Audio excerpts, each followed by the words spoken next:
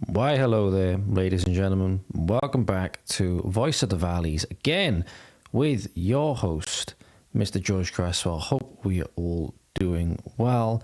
Hope we're all having an amazing day, morning, afternoon, evening, night, wherever we are. Now, today, oh boy, there's been a lot more developments in the things that we've been talking about in these episodes, and more is just coming out. It's difficult to keep up with, not gonna lie. All of the stuff that's going on at the moment regarding, reform, quote unquote reform in the UK, regarding Keir Starmer and his absolute lunatic decisions that he's making at the helm that are absolutely destroying the UK. Literally a case today where we will be going over, I did not bookmark it, and I really should have. I'm going to find it right now.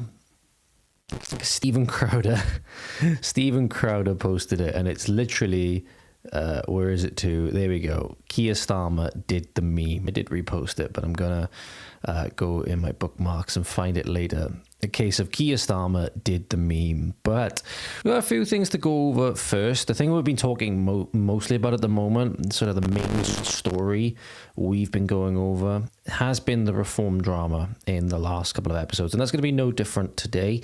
So more and more stuff is coming out with regards to it that is truly very, very upsetting.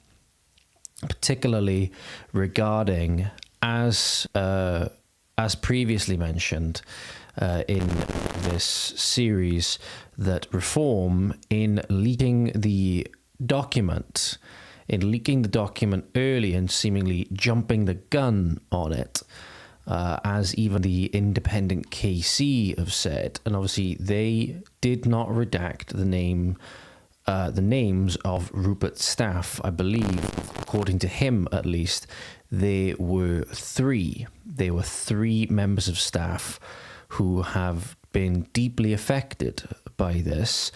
One of the staff of Rupert Lowe, whose name was left unredacted in Reform's King's Council report, is actually pregnant and has now been signed off work because of the stress caused by the report's release.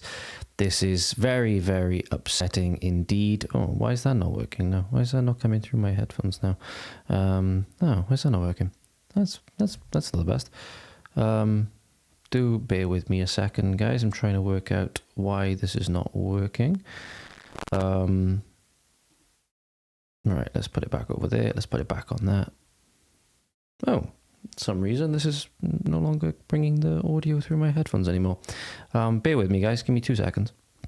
Okay, apologies about that, ladies and gentlemen. We are back. Should be working now. But as I said, one of Rupert's, there we go, it is working now. One of Rupert's members of staff, very, very upsetting stuff. Apologies if you just hear my dog grumbling in the background, is pregnant and has had to be signed off work because of the stress caused by the report's release. Obviously, Rupert has pulled zero punches in them leaking the report, or rather to sending the report out early, and going against the seeming agreement that was put in place by the King's Council, the quote-unquote independent King's Council, and leaked the report early, obviously, jumped the gun on it, so to speak, and now somebody's been signed off work. Dan Wootton brings you the news with regards to this. He breaks the story for you, ladies and gentlemen, so let's hear from him. Why on earth did you release early this KC report into Lowe's office while doxing his members of staff, one of whom I can reveal is pregnant and has now had to go off work altogether, really dealing with mental health issues as a result of this? Why on earth did... So there you go. Pregnant member of staff who, and people are trying to bring in the comments again, saying that Rupert, because he forwarded a document that was written by them and posted it with their consent, that he dragged them into this. Obviously, bear in mind, the people that put their names on the report, none of them were directly implicated in anything, as far as I know, at least by name, at the time of the report being published. So all that was known, I believe, at the time of the report being published was that there were members accused of this behaviour in Rupert Lowe's office. And there were no names, and even the people on the list, they were his staff, but obviously nobody could tell who was implicated and who was not. Obviously then that was blown out of the water when the staff members were doxxed by the release of this report, and now one of them has had to be signed off work with mental health concerns and stress due to obviously being named. This very, very, very poor form, has to be said. Very, very, very poor form. Obviously, especially when you've got to take into account she's got to now be worried about what could happen to her child, obviously. And things are really, really not looking good for reform in a lot of ways. So I'm going to play this video for you now. It's from an account known as Resistance GB. Okay, so it's Resistance GB account on X. Apparently, they are journalism documenting the growing resistance defending natural rights against state criminality, founded in 2020. And the post which you're going to be looking at now is a video from Reform chairman, purged Reform chairman by the name of Stuart McKay. And he was chairman of Reform UK, Runnymede and Weybridge, according to these people. And I believe this is part of a larger podcast, which we're not going to be looking at, but we are going to be looking at this one clip, which is about 2 minutes long, in which he details something which is very, very concerning indeed. And that it says here, Reform UK chairman silenced by NDAs and in fear of losing their homes. Or Reform UK chairmen plural, silenced by NDAs and in fear of losing their homes, says purged Reform chairman, and that is Stuart McKay. Quote, we all have to sign an NDA, and people are scared because the NDA is quite strict that they will lose their homes. Now, the full video dropped at 7 p.m., allegedly, but as I said, we won't be going into that right now. Just turn my charger on, so my laptop's running a bit low.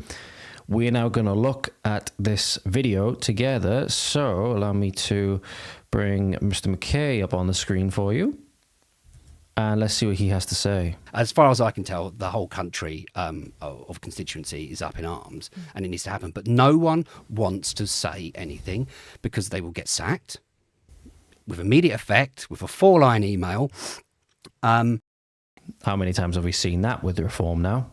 And we all have to sign an NDA, and people are scared because the NDA is quite strict that they will lose their homes. I think that is the ultimate fear, that they will be ruined. What do you think it says about... So to keep people in line, allegedly according to Stuart McKay here, keep people in line, Reform are forcing NDAs upon people in which they may lose their homes. I'm not sure how that whole legal arrangement works. I have, no knowledge in that regard of NDAs other than what I've heard, from prominent influencers and commentators in the space. That you're not allowed to talk about certain things under threat of legal penalty, those kinds of things, whether it be, pursuing defamation or something like that. But I've never heard of this, where in order to keep people in line, in order to enforce these NDAs, they're potentially threatening to somehow have people take their homes away or have people removed from their homes. That is very scary indeed. Reform, that they are the only party that asks their members to sign NDAs. I think it says fear. I think they're scared, but I don't know why they're scared. Because if they have trust in the system and in their policies and in their people, they've got nothing to fear. The rules that they put in place breed or have bred a culture of fear, suspicion, and fear and suspicion's enough, right? No one wants to say anything. Sounds a lot like just Labour and Conservative. Sounds no different. I talked about this a lot with Tim Davis, that Keir Starmer is just an outright tyrant, keeps people in line with this iron grip, basically this iron fist that he rules the party with, and soon as people try to voice any concern or whatever, throws them out, doesn't hesitate to throw them to the curb and those kinds of things, right?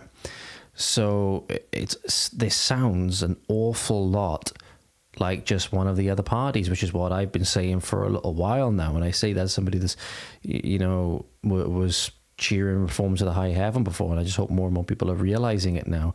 Job West is another one that, in fact, we might go over that. I might see if I can find Job West's video where he talked about why he resigned. I believe he was a reform councillor, for a certain region. I can't remember exactly what his position was, but a fairly prominent position within the organisation from what I can remember. And he resigned, I think, about a month or two ago, and recorded a lengthy video explaining exactly why, and it echoes a lot of these things. Didn't mention NDAs or anything like that. So obviously take what you're hearing here maybe with a little grain of salt, or a decent grain of salt. But it's certainly looking like, reform is not shaping up to be the threat to the establishment as they were marketing themselves as. In fact, quite the opposite. They're using a lot of the same tactics. And Farage made some comments very, very recently, which I think I actually quoted it. I said, if the mask hasn't slipped enough already, it's never going to be enough for people. Or how much further does the mask have to slip before people realize what's going on? With some of the remarks that he made. But we'll go through those in a little moment. But let's finish up this video. And now I'm stepping back and out of it. I can talk about that, at least. One of the, when it comes to like social media as well, we're not allowed social media presence. Everyone has social media presence. In fact, if you look at the charts, reform smash it completely on social media. But if you look at the rules, we're not actually allowed social media. And we kind of raised that as an issue to say why. And we, amongst the chairs, the only viable thought process we could have on that was, well, if they wanted to get rid of you, they could point to that rule. Right. But we don't know why. Very, very authoritarian indeed. You're not even allowed your own social media.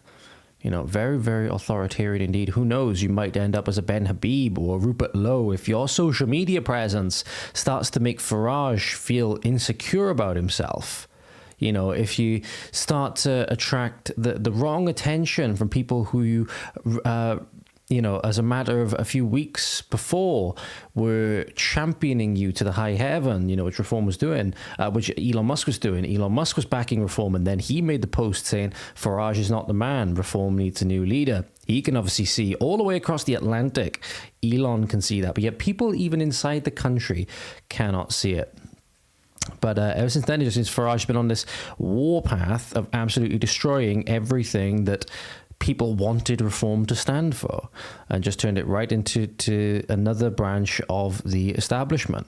Same, I want to say almost Gestapo or Politburo kind of tactics. Ruling with his iron fist. The minute you make him feel insecure, the minute you make him feel small or humiliated in some kind of way, or offend his gargantuan ego, and that's it. You're out, and you're out, and we're going to not only just remove you, we're going to try and publicly assassinate every single aspect of your character, and also the characters of your staff who may or may not have anything to do with it, one of which is pregnant. Truly, truly disgusting stuff. Why is it so, as long as you're pleasing them, you're allowed to have a social media presence, it seems, and then as soon as you stop pleasing them, that's it, you're not allowed? Well, you're gone. Wow. Yeah, you're gone. That you get your 4-line templates, yeah. So there you go. Very, very Politburo, like very, very bad vibes getting from quote-unquote reform. That's why I don't hesitate to call them Containment UK. But that's the I don't think that's the extent of it. I think we've got some more things to go through as well. So bear with me, ladies and gentlemen, just while I go through this. So we've got some other things to go through as well. And you may wonder why. And this is something that very, very deeply concerned me and disappointed me very, very deeply. But we'll go through that in a moment, because that's not regarding Farage and Zaya Youssef in particular. It was actually regarding Matt Goodwin. which I've quoted in the past, had a lot of hope for Matt, but it turns out he's maybe even more of a wolf in sheep's clothing, so to speak, or a sheep, not even a wolf in sheep's clothing, a sheep in wolf's clothing than we thought, as we'll go through in a moment. But I want to show you this post next. This is from I'm not sure how to say her first name, Mari. I'm going to say it's Mari Aurora on X, and she's a Sky News breakfast political correspondent, previously at the Times. Okay, so again, working at Sky, they have the nickname Sly News for a reason, right? So take what I'm about to say with, again, the requisite amount of salt that is required.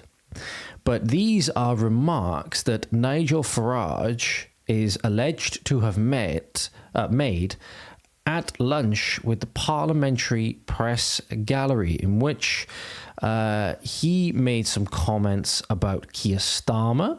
He's made comments about Tory MPs and compared them to Lib Dems. He's also made... I don't believe he's made a reference to this guy. No, he hasn't. This is an exclusive story. I believe that's something. I believe that's different.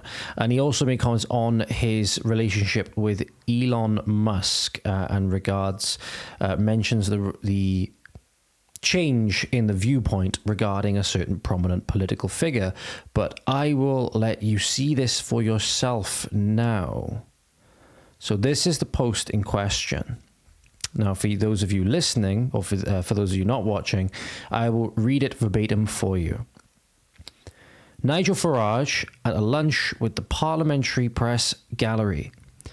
He predicts the Green Party will see a surge in popularity with millennials at the next general election. He admires Keir Starmer and says he's a perfectly decent human being. Let me repeat that one for you. He admires Keir Starmer and he's a perfectly decent human being, according to Farage. The thing that Keir Starmer has done to the country in his first year, less than his first year, in his first 3 months, 6 months, however how many months it's been, nearly 9 months. The people that have been denied justice from the rape gangs, the people that are rotting in a prison cell because of things that they said on social media, people that are rotting in a prison cell because they simply recorded the aftermath of the civil unrest that occurred, people that are rotting in prison or receiving visits from the police, again, for social media posts at 4 a.m. in the morning, exactly the same way the NKVD, the Checker, all of these other secret police organizations done it throughout history in order to strike the maximum terror into people. The person who is at the head of that regime is a perfectly decent human being, allegedly, according to Farage. Allegedly massive, because again, this is coming from Sly News, so do take that into account, okay? So again, it's not definitive, and we'll see what Farage has to say about it. But given that there was that one video of him in Parliament where Keir Starmer walked across the floor to see Farage, and they were very, very chummy with each other, I think this is actually quite believable. I do think this is actually quite believable. He also said that many Tory MPs are stuck-up, arrogant, stuffy, boring old bastards. I'm probably going to get demonetized on YouTube for that, but oh well, who cares? And that they could all be Lib Dems. To be honest, I don't think he's wrong on that one. I don't think he's wrong on that one. Maybe there's a few good ones in there. Maybe Robert Jenrick and people of his ilk, But again, I have nothing good to say about the Conservative side from maybe there's one or two good ones in there. They've tarnished Winston Churchill's party, in my opinion, beyond any kind of repair in terms of its reputation.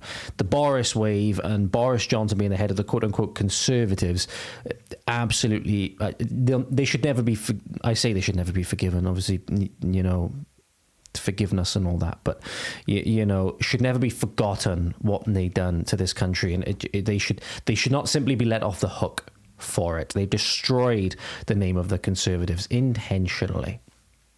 And on his relationship, one more thing here, sorry, before we go on to that.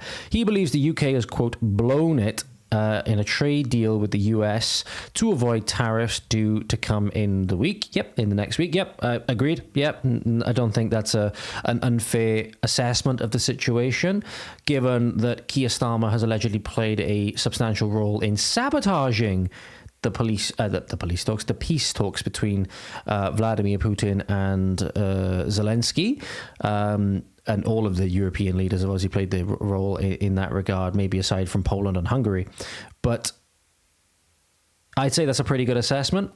I'd say that we're in for some very, very hard times coming in. And the US, this is the thing, the US has no reason to be nice to us. The US has no reason to be in any way like favoritist towards us or favorable towards us because of the things that we've said about him. Think about all the comments that Keir Starmer has made about Donald Trump in the past that he tried to walk back. David Lammy is the same. Said that he's a Nazi. Said that he's a KKK sympathizer.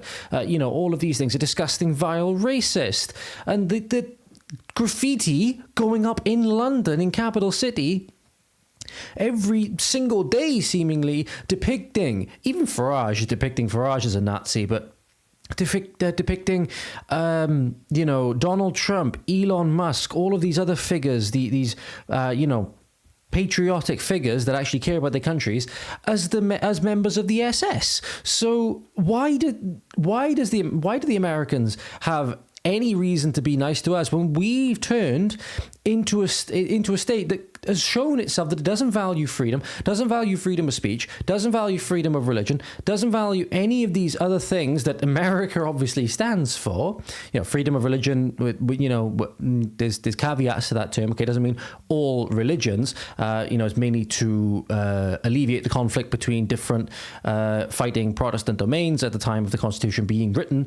But anyway, it was written with the assumption that America would always remain Christian. It was not made for like an Islamic society or anything like that. It was not made for people to freely practice things like Islam and stuff like that, which are the teachings directly go against Christianity. So why would America want to be partnered with us when we are just another branch? We are the British branch of the global Soviet Union. Why would they want to be partnered with us? Okay, there's diplomatic relations always that have to go on. There was diplomatic relations with the USSR throughout the Cold War, obviously. Same as they have diplomatic relations with communist China and all these other places, right? They have diplomatic relations with us, but there's no reason why they have to be nice to us. We've done that. We have done that. That's not America's fault. That's not America's fault that we turned into a socialist communist hellhole. That was our fault. And we need to start fixing it. And finally, on his relationship with Elon Musk, he says Musk took a different view on Tommy Robinson than me, and that he tried to push me a bit on it, but you can't bully me. I've got my principles.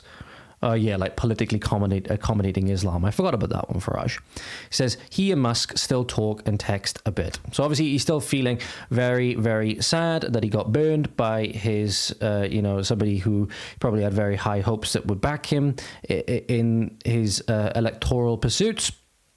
Elon Musk, in my opinion, has read the situation perfectly well. I think he's perfectly accurate in his assessment that Farage does not have what it takes, and that seeing Elon Musk in the comment section of Rupert Lowe and people like that is very, very filling me full of hope. It's actually giving me that little bit of hope.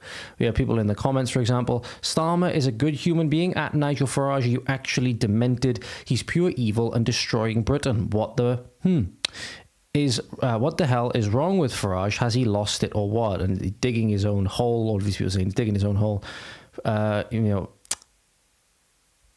Starmer would have paid to put any good deal with the I don't know what this person is saying, but yeah. Anyway, so that's where we are with Nigel Farage. That's the comments he made. When we have the most Stalinist dictator in this country, I'm going to flash away from that for a moment because that's something we're going to be going into now about Mr. Goodwin. But we have the most Stalinist dictator, really, that we've ever seen, the most tyrannical dictator, in my opinion, that we've ever seen, and you say that he's a perfectly decent human being, I'll be like, I'm sorry.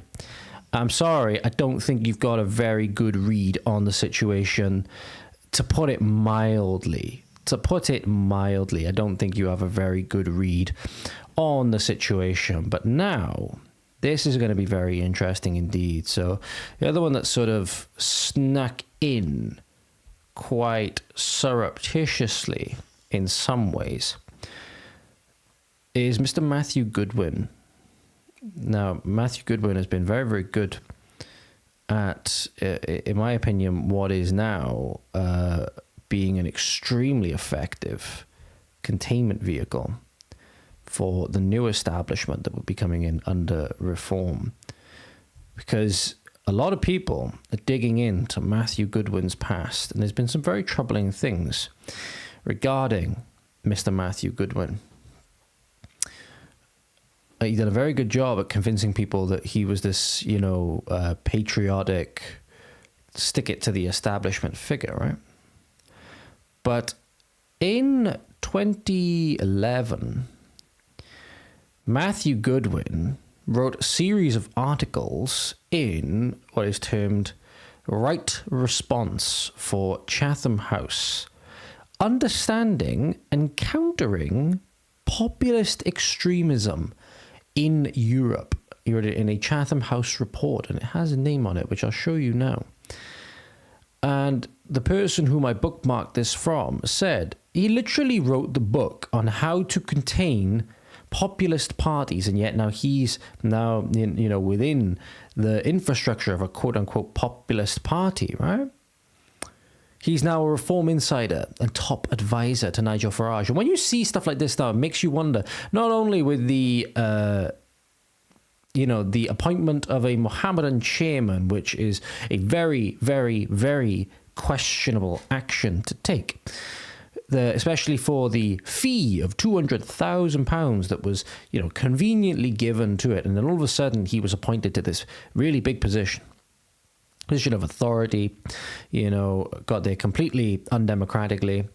Ben Habib, very, very popular, completely kicked him to the curb in order to put Zahir Yusuf in that position, and they never quite recovered from it. But you have here this Right Response report from Mr. Matthew Goodwin, and I'm now going to show you how, or rather, go over how he outlined 6 strategies to quote-unquote counter populist extremism in Europe. And it follows this broad sequence of events, or sequence of strategies: adoption, diffuse, engagement, exclusion, interaction, and principle. So let's take a look at this now, shall we? So you have this, Right Response, Understanding and Countering Populist Extremism in Europe. Now, some of it is cut off, but rest assured, I will read it all for you. And apologies if it's not really clear on the screen, but I will read it all for you verbatim, straight from Mr. Matthew Goodwin's brain case. So, where's the...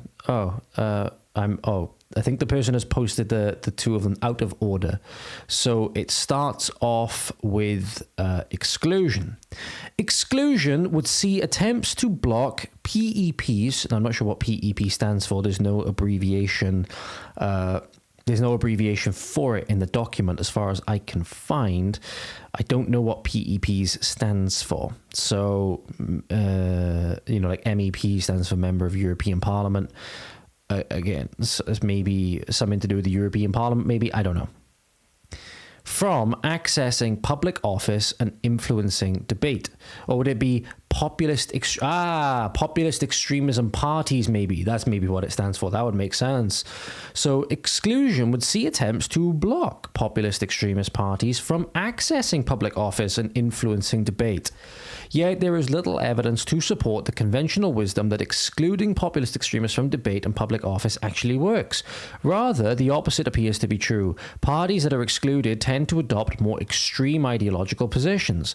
Furthermore, the citizens who support, I'm assuming it means quote-unquote populist extremist parties, already exhibit extremely high levels of political dissatisfaction, which is not necessarily wrong, and are also more distrustful than other voters of mainstream politics, with good reason. We have zero reason to trust the integrity of our elections anymore. Enticing these voters back into the fold of mainstream politics will be difficult enough. Excluding their chosen representatives is likely to make this impossible. Smart man. Attempts to diffuse the populist extremist message would see mainstream parties shift the focus onto issues which they have the strategic advantage. This would see politicians play down social and cultural issues that tend to favour populist extremist party challenges, e.g. immigration. Now, do you remember what Farage said about Islam?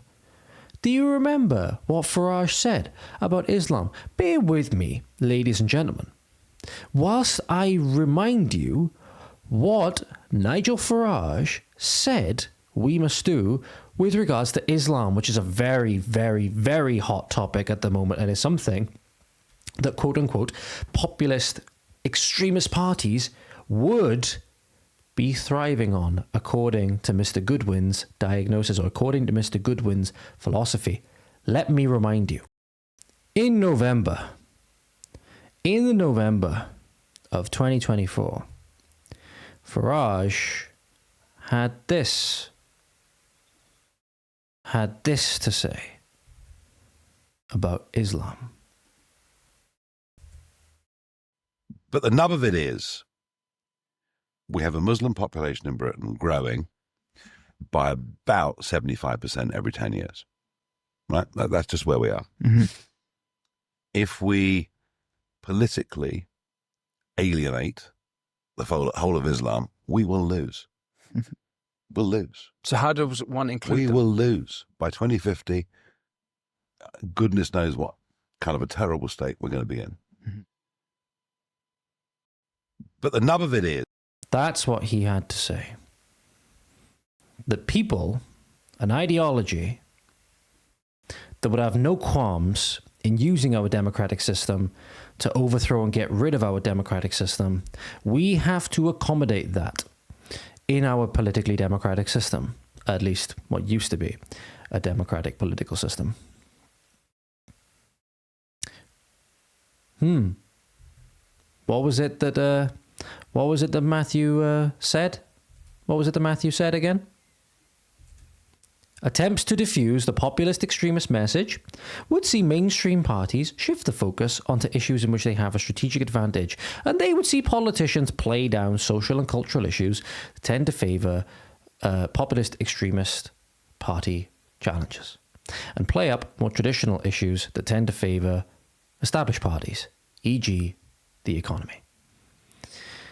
However, given the increased salience of immigration and integration in the minds of voters, this strategy is actually unsustainable. It might also have wider and profoundly negative consequences, as it has done. The backlash against reform for this has been huge, has been absolutely huge. And seeing that they are no longer committing to their policy, seemingly, of deportations in the way that they seem to market them before, instead of walking back on, downplaying certain issues and walking back on those things, right? They see that, deportations are going to be very, very unpopular with their socialist liberal elite in SW1, whom they want to be cozy with.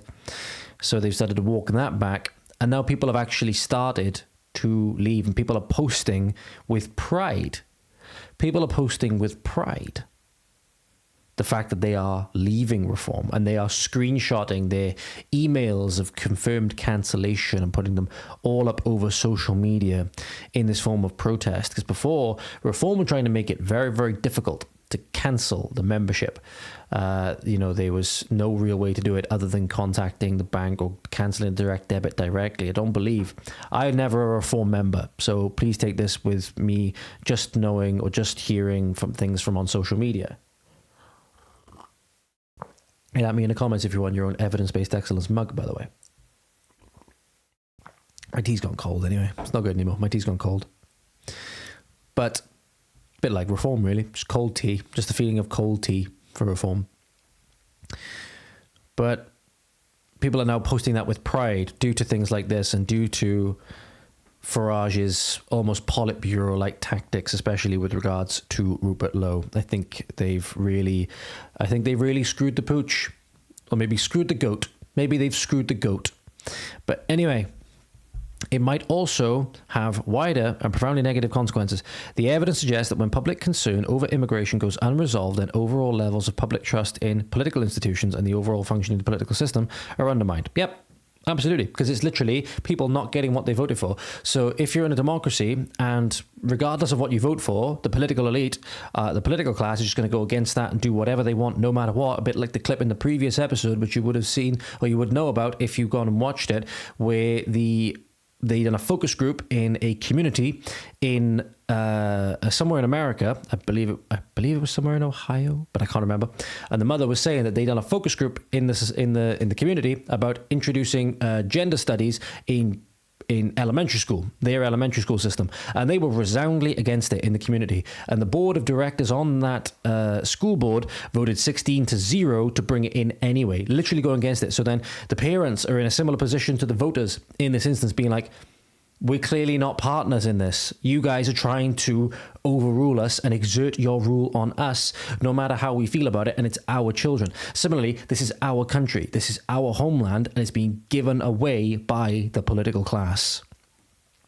And then you wonder why people are disillusioned and, as he says here, have serious distrust in the system, because it's now been, it's clear it's been designed to be exploited for a long time. Adoption would entail embracing more restrictive policies on immigration.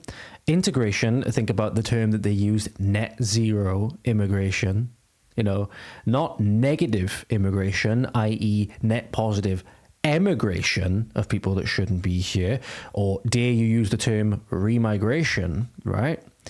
Not any of that, no, net zero immigration. That's what they chose. Deeply, deeply unpopular. On immigration, integration, and law and order.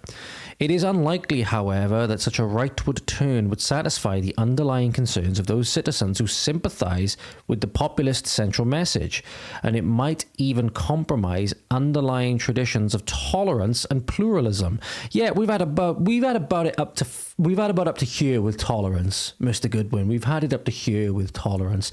We've had enough of our tolerance and our empathy, mind you. Our tolerance and our empathy and our emotions of wanting to do good for people and actually help people who we've been told that are fleeing all these certain things and persecution and all stuff like that, right? That have just been a smokescreen for giving our homelands away. Yeah, we don't like our tolerance and our empathy and the good within our characters being played on for political advantage. Moreover, the strategy might well damage credibility, alienate core voters, and inadvertently legitimize the campaigns of populist extremists. Now, where do you see people flooding? For example, where do you see people now turning their heads to? One of the big ones people have started turning their heads to is UKIP.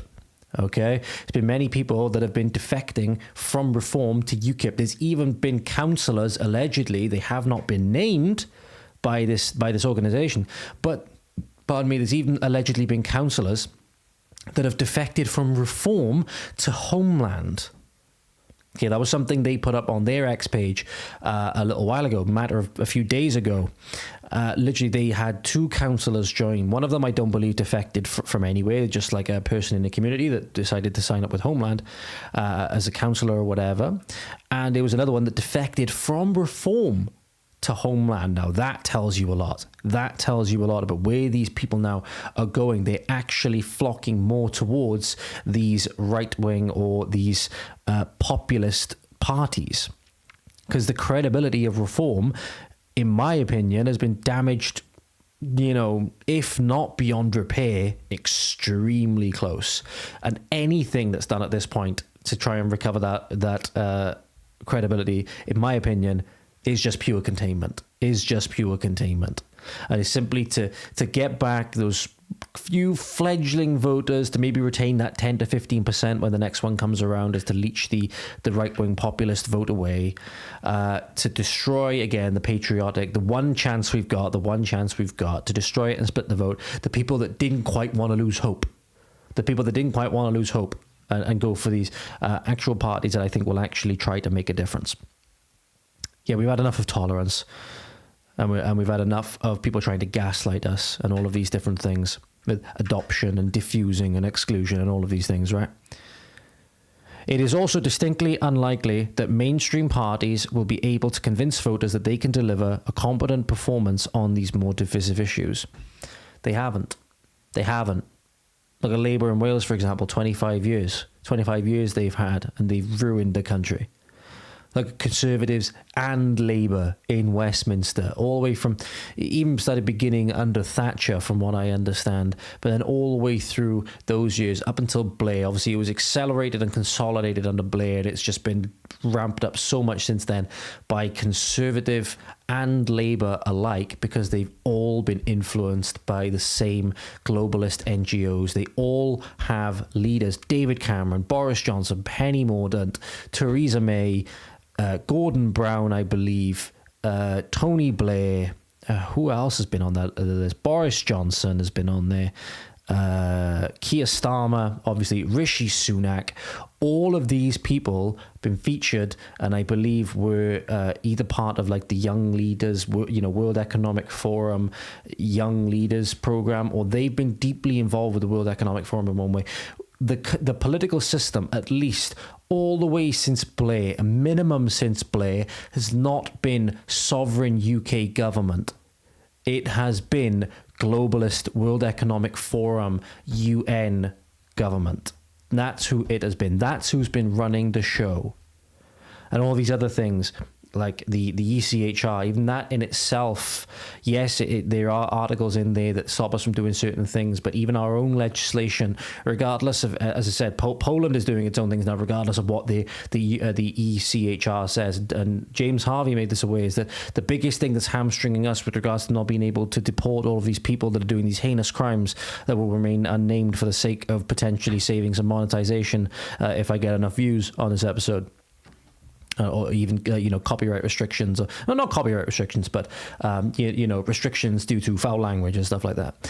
But the main thing that's stopping us from doing it is our own Human Rights Act. I believe, of 1998. Funnily enough, brought in under the Blair administration. So that's what we need to know. Maybe we just want a UK government back. Maybe we just want a UK government. A government that will put our people first, and our nation first, our land first. Maybe that's what we want. Maybe that's not such a bad thing, Mr. Goodwin. The principal strategy would involve a political debate with populist extremist parties, but in a way that is consistent with the evidence on what is driving public concerns. Across Europe, mainstream parties have invested heavily in a narrative that emphasizes the economic case for immigration, which has been one big flat-out fucking lie. Yet the evidence clearly demonstrates that this narrative is unlikely to satisfy the concerns and anxieties of modern populist extremist party supporters, and those who are potentially receptive to these parties. Put simply, those who are most open to the message are unlikely to be won over by arguments that stress the economic benefits of immigration. Because we see that it's flat out not true, and we see that bringing where these people are coming from are bringing far more problems than a slight uptick in overall GDP, not even GDP per capita, but overall GDP is worth, right? Oh God, I've lost it. I do apologize, ladies and gentlemen. Give me 2 seconds. There we go. So their concerns are driven more strongly by a belief that immigrants, culturally distinct Muslim communities, and rising cultural diversity are having profoundly negative impact on their national cultures, communities, and ways of life. Signs in Wales that tell you can't walk your dog in certain places anymore because, Wales has to be anti-racist. You have to decolonize the Welsh cake. And, sooner or later you won't be able to sing songs like Yma o Hyd. So that may be seen as too extreme, all right? Yeah, I think we're right. I think we're right on this. The truly disgusting ways that halal and kosher, to be fair, halal and kosher, slaughter animals ritualistically in order to make them okay to eat. Why do we have to put our animals through that? And again, I know the argument is, why do you have to put animals through that in the first place anyway? Well, at least when you take care of a cow and give it a good quality of life for however many years, you get 50 steaks or whatever out of it. Amazing stuff, you know.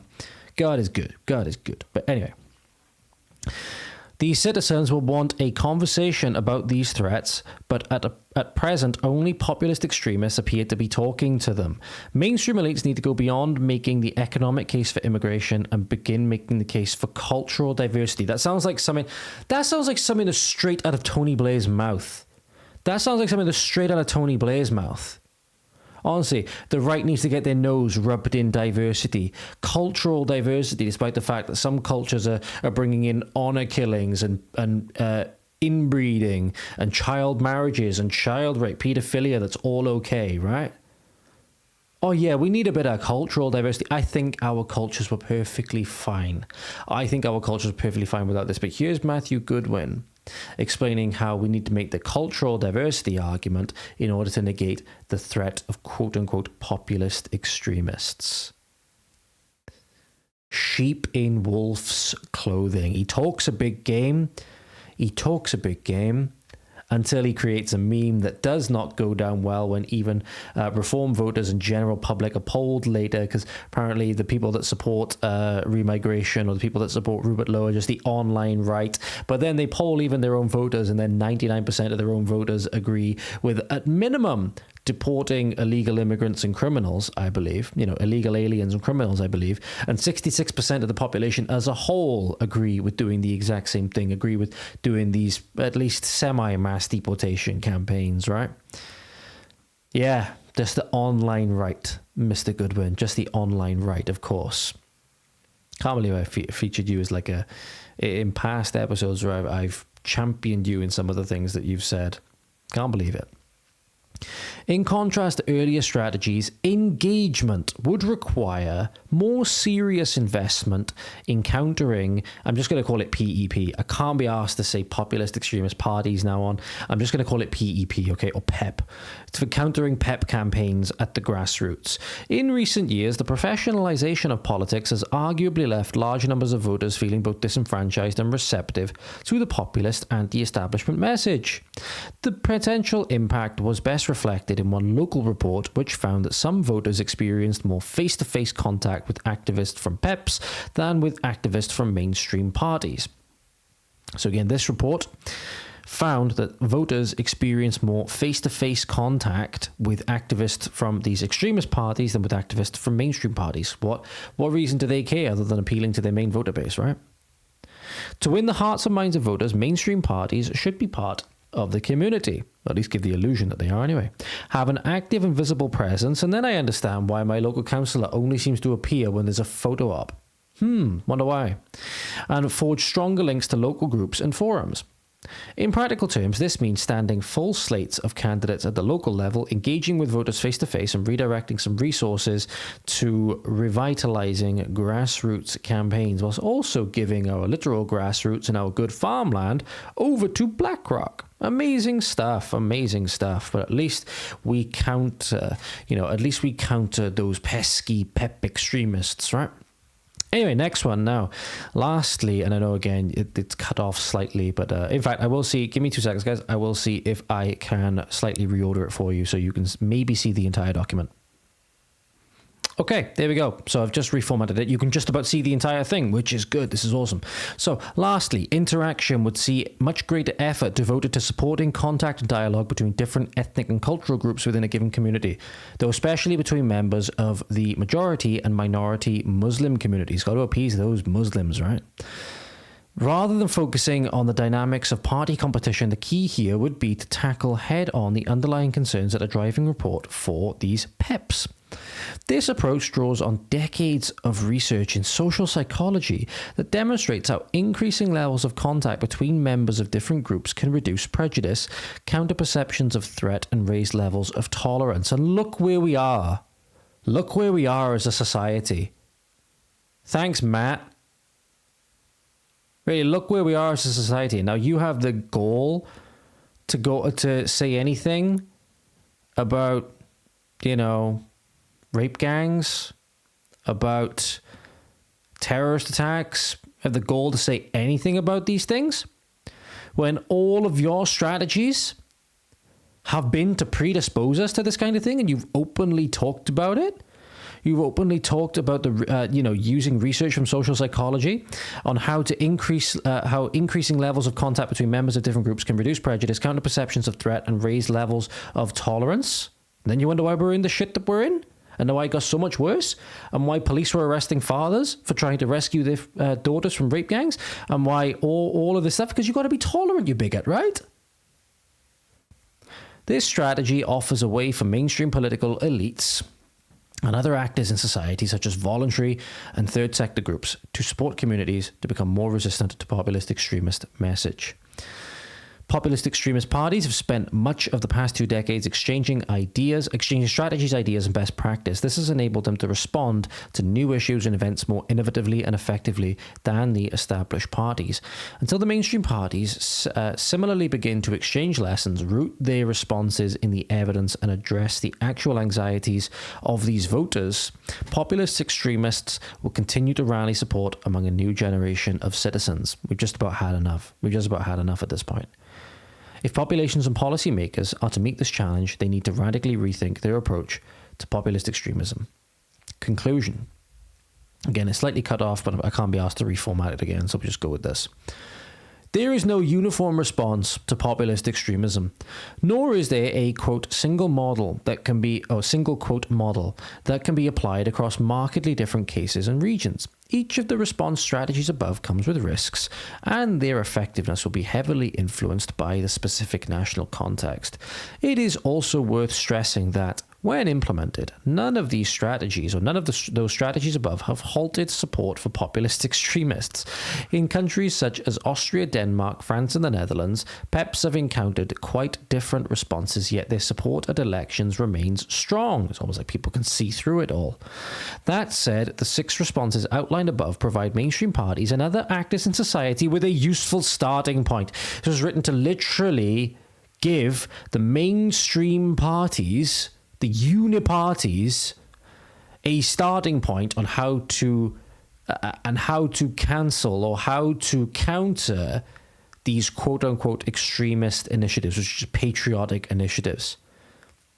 I think this completely disqualifies him, in my opinion. It explains why he's taken the same turn that Farage has, in my opinion. Anyway, the evidence suggests that some strategies will be more effective than others. Responses that steer clear of exclusion are unlikely to encourage the further radicalization of populist extremist parties and their most committed supporters.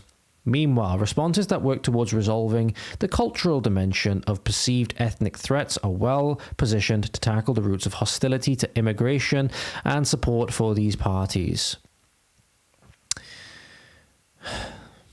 Tells you it all, doesn't it? Tells you it all.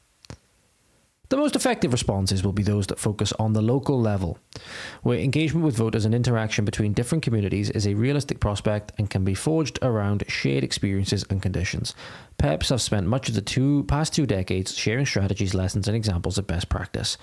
In formulating a response to the challenge they pose, mainstream parties would be well advised to do the same.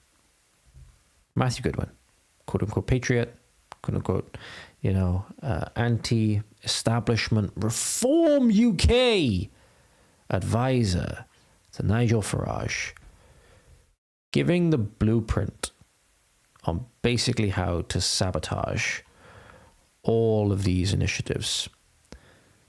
And then you wonder why we're in the shit that we're in, right?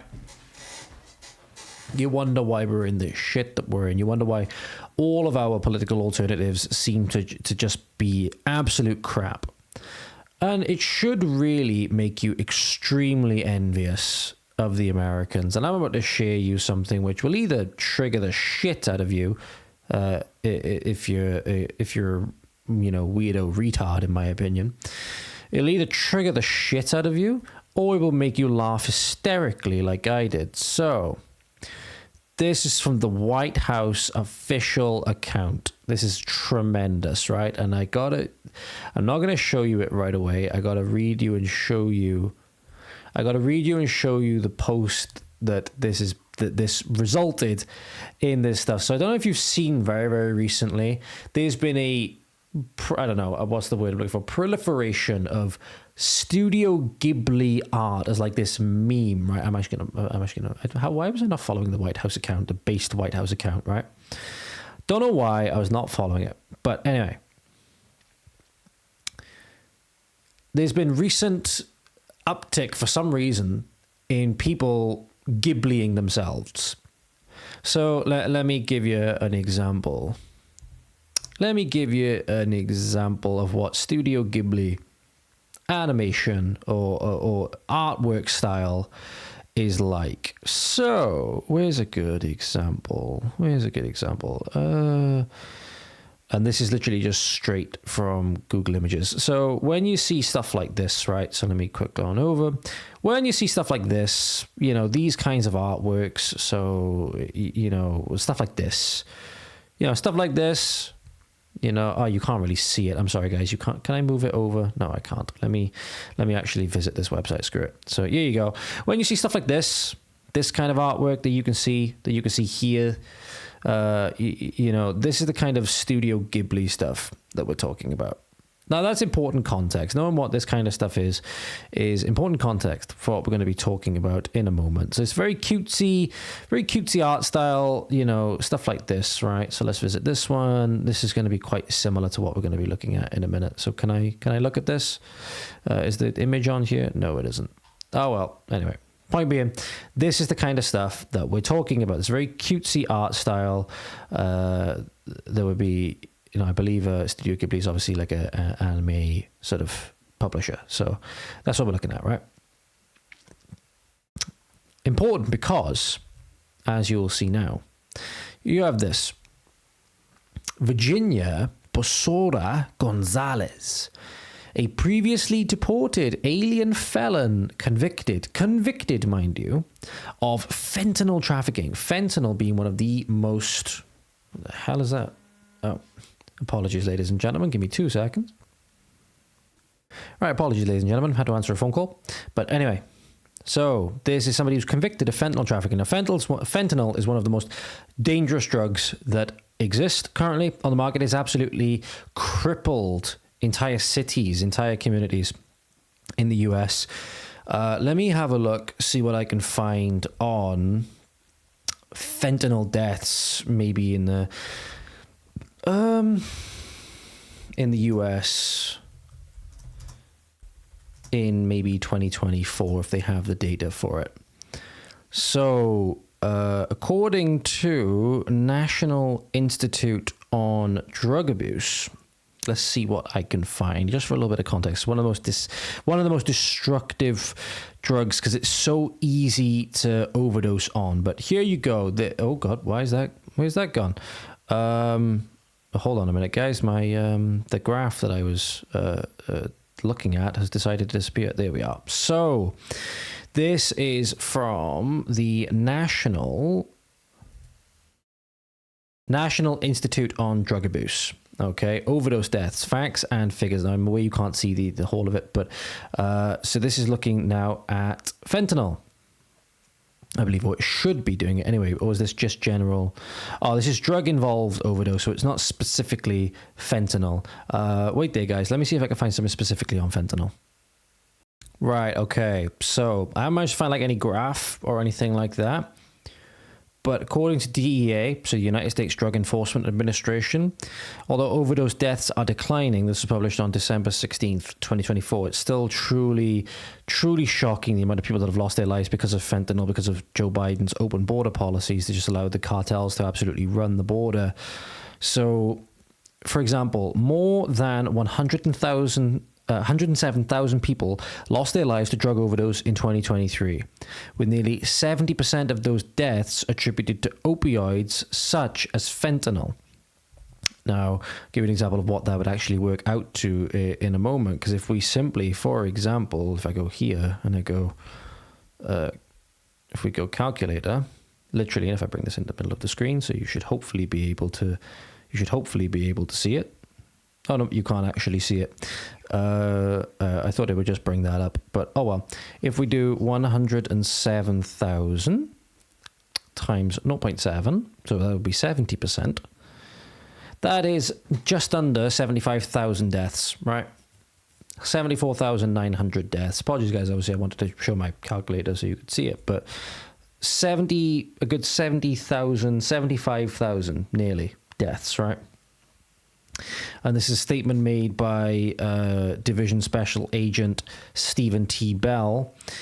He said, while we're grateful to see a decline in the number of lives lost, we know that this holiday season there are more than 107,000 families missing their loved one because of tragic consequences brought about by fentanyl. So fentanyl is an extremely destructive, extremely easy to overdose on substance that was being trafficked across the border in such huge numbers. And it said was killing potentially hundreds of thousands of Americans, right? You know, young kids that didn't realize what they were taking, maybe thought they were taking ecstasy, took a little bit too much, and it was because it was so easy to overdose on. It killed them. We're talking 16-year-olds. We're talking drugs like fentanyl have turned, you know, once prosperous American cities and communities into near zombie-ridden wastelands with people literally passed out in weird positions, literally on pavements, and like they stood something out of Shaun of the Dead, right? What is the community? It's in, I believe it's in Philadelphia. There's a really notorious community for a really notorious city, I think it was, for the drug epidemic, and it was truly heartbreaking to watch. Douglas Murray, I think, done Daily Wire. I think Ben Shapiro, as part of his Divided States of Biden two-part series, went through the Kensington, I think it might be called. I think it's called Kensington. But you have, as I was saying before, Virginia Basora Gonzalez, a previously deported alien felon convicted of fentanyl trafficking, was arrested by ICE in Philadelphia after illegally re-entering the US. She wept when taken into custody. Picture attached. Now, the liberal response to this, so you have here US Immigration and Customs Enforcement. This 36-year-old citizen of the Dominican Republic has a rap sheet that includes a fentanyl trafficking conviction. Fentanyl, according to them, kills about 250,000 Americans a year. Learn more about this case and others in our newsroom, right? So you have a lot of conservative people in the comments that, you know, are understandably memeing the shit out of this, you know, and get ready for this. This is the Studio Ghibli sort of style that I was referring to. But the liberal response, because the liberals have gone into this sort of weird mindset of suicidal empathy that they believe the you know, every American is evil, and you know that America is a society that deserves to die and should be taken over, and people genocided because apparently it's on stolen land and those kinds of things, right? All of these weird, you know, neo-Marxist liberal arguments, right, where they won't like the Democrats, for example, they won't stand and they won't applaud for Laken Riley and the Laken Riley Act. Laken Riley is a young girl that was murdered by an illegal immigrant. I believe it was a Venezuelan man, and told others that were raped and tortured, and you know, right before they died.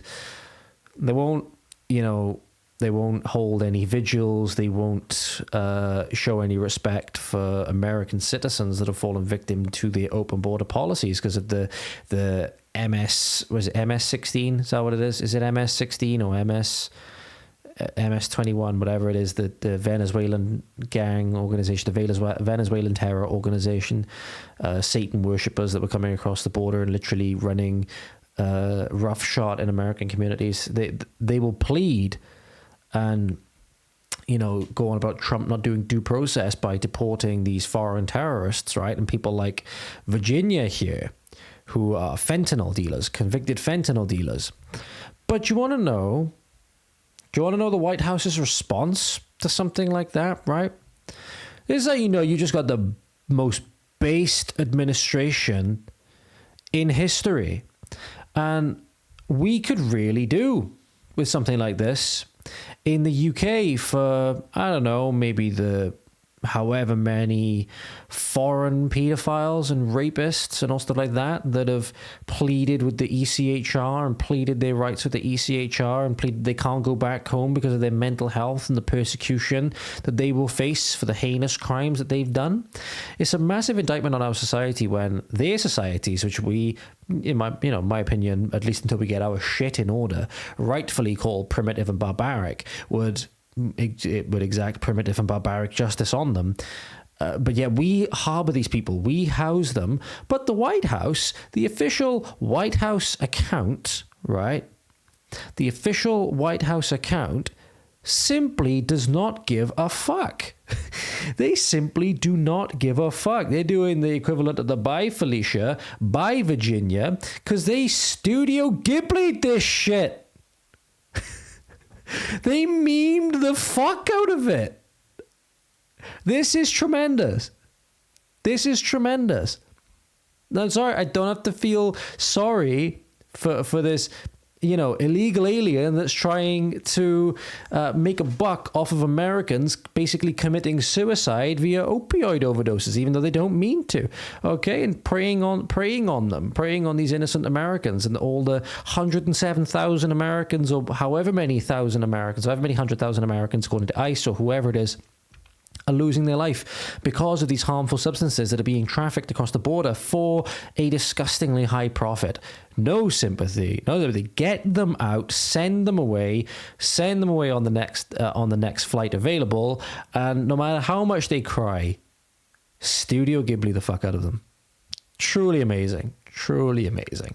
And I can imagine the liberal meltdown going on. I don't know, people like Destiny and Carol Vorderman and all these people, right? Truly amazing stuff. And then it really throws it into perspective when you look at our, gay communist leader, quote unquote, Mr. Keir Starmer, who confirmed, quoting this post from January 24th, 2024, where he says knife crime is at an epidemic level and is ruining lives across Britain, which actually he's not wrong on.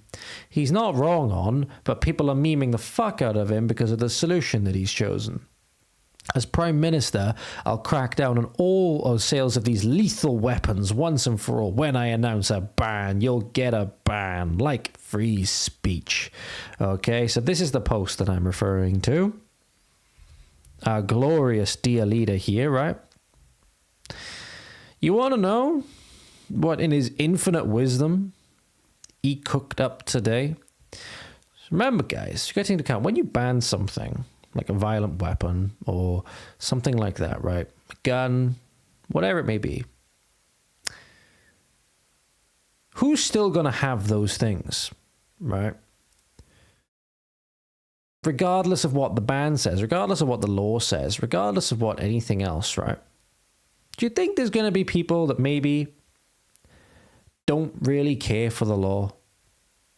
There's going to be people that no matter what their government says, no matter what the police say, because they're violent criminals, they carry on being violent criminals, and all of a sudden you put a ban in place and all of a sudden they're going to respect it, right? There's a ban on entering somebody's home without permission. Is a person that wants to enter somebody's home without permission going to care that there's a ban in place? No, of course not. But our dear leader, in his infinite wisdom, decided, rather than trying to cut through to the heart of the problem, because that would be politically inconvenient, because he would be alienating a lot of his current voter base, despite the fact that they're presently planning on doing away with him because they want to vote on their own tribal lines. And I'm going to highlight Sargon of Akkad's post on this because he put this in a very good perspective. But our dear leader, as I said, in his infinite wisdom, decided that the solution, the glorious solve all the problems in Britain solution, is to ban ninja swords. Is to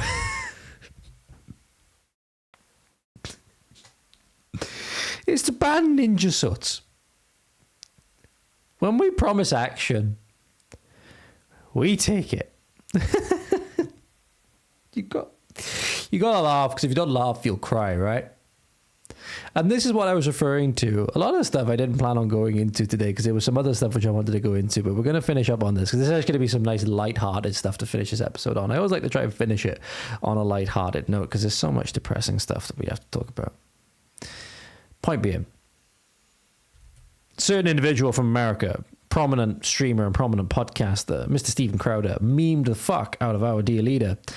Keir Starmer did the meme. Keir Starmer did the meme. Banning Muslim rape gangs. No. Banning ninjas. Banning ninja swords. And he literally called them ninja swords. You know all those ninja shankings that occur in Japan and those kinds of places? Yeah, they're banning...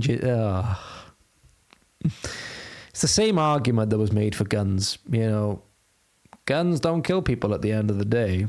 And people using the gun kill people.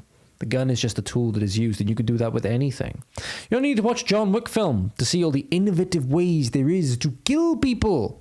Obviously in a fictionalized, not actually killing people setting, with various household appliances, with various bits of stationery, you know? But I don't know if I actually saved it. Let me have a look if I can find it, though, because Carl Benjamin summed up the philosophy with this quite succinctly. So this is the post that he quoted with regards to Keir Starmer's remarks, which I think sums it up quite nicely. So... and this goes for the rest of us also. Because the two teenage boys on the left, these two lovely distinguished gentlemen, murdered the other teenage boy with a big sword, this gentleman, or this young teenager here. So because the teenage boys on the left murdered the teenage boy on the right, I am no longer allowed to own decorative Japanese swords. Yeah, that's the philosophy. That's the philosophy. It's like a bunch of youths, often fatherless youths of a certain demographic and with a certain religious ideology in mind. So maybe they wouldn't be fatherless in that scenario. But, you know, either with a certain religious ideology in mind or not having a good role model to show them how to behave in a civilized society. Because they go around stabbing each other up with knives and, I don't know, look at the brawl that we had in Blackwood a couple of weeks ago, where I believe they had crowbars and all other shit. Is Keir Starmer going to ban, or is Leonard Morgan going to ban crowbars for the next one? Do you know? This is the logic. Because they'll never address the problem. I hope you're realizing that with these episodes and stuff like that. More and more of you that... I don't even know where the hell you guys are from. Obviously, the few of you that do watch this. I'm fully aware that nobody in my local community sees this shit. I'm fully aware nobody in my local community sees this shit. I don't know, maybe that'll be changing in the near future. I don't know. But, you know, this is the problem, reaction, solution, right? The issue is never the issue. The issue is always the revolution, and they'll never solve the problem because they want the reaction. They want the reaction. Sooner or later, it'll just be, if they haven't done so already, it'll just be innocuous things like your grand's wood burner, right? To heat her home, because now she needs that to heat her home, because otherwise she has no way of heating her home because, you know, the government took the fuel allowance away. But, oh no, wait, burning wood and burning coal, that releases carbon dioxide. Oh no, net zero. Oh no, means we're going to have to take your precious little wood burner away. I know, Eileen or Jeanette, whatever name you have for, you know, your grandparent. Over my dead body, I say, I love my wood burner. I love my multi-burner. They will be crying it from my cold, dead hands. I can promise you that. But it's problem, reaction, solution. They want to keep this middle-level violence going, keep this agitation phase going, so that they can eventually crack down with the measures that they want to crack down on. There's just a slow eroding of the society that we once held so dear. And it's truly, truly depressing. It's truly, truly depressing. And that'll do it for today. I'll provide a little bit of comic relief that I'm going to show you one more time in all its depressing glory. that Keir Starmer, our glorious leader, Keir Starmer, did the meme. Keir Starmer did the meme. Have a good one, guys. I will see you again very soon. Good morning, good afternoon, good evening, good night, wherever you are. It's been Voice of the Valleys yet again, and I will speak to you again very, very soon. Godspeed.